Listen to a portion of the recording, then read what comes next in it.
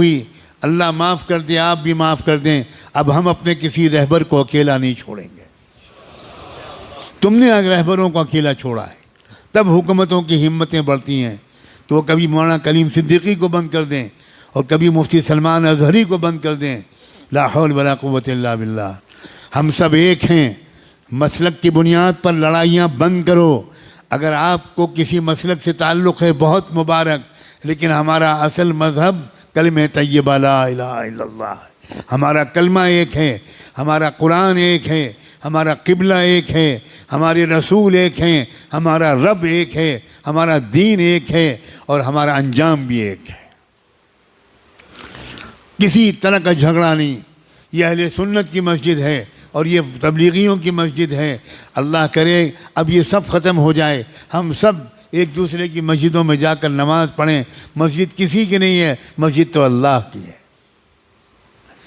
گلے مل جاؤ، ایک دوسرے کو دعوتیں کرو، ایک مسلک کے علماء دوسرے مسلک کے علماء کو کی دعوت کریں، دسترخوان بچھائیں، ان کے ہاتھ چومیں، ان سے دعا کی درخواست کریں۔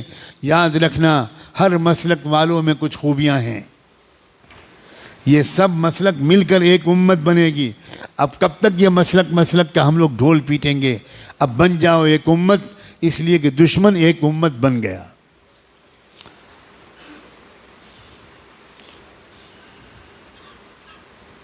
قرآن نے اعلان کیا ہے والذین کفروا بعضهم اولیاء بعض الا تفعلوه تکن فتنة فی الارض وفساد کبیر۔ کفر کی طاقتیں ایک امت بن گئیں، ایک قوم بن گئیں، ایک جماعت بن گئیں، ایک سنگٹھن بن گئیں، ایک تحریک بن گئیں۔ آپس کے اختلافات انہوں نے ختم کر کے ایک ہو گئے وہ تمہارے خلاف۔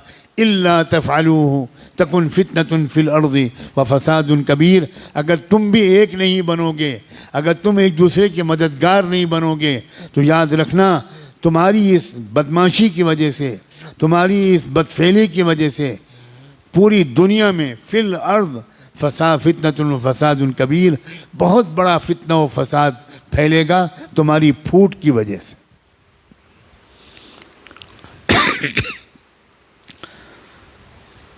اب تو نہ مدرسے چھوڑے جا رہے ہیں، نہ درگاہیں چھوڑی جا رہی ہیں، مدرسوں پر بھی بلڈوزر چل رہے ہیں، مسجدوں پر بھی بلڈوزر چل رہے ہیں، اور درگاہوں پر بھی، مزاروں پر بھی بلڈوزر چل رہے ہیں۔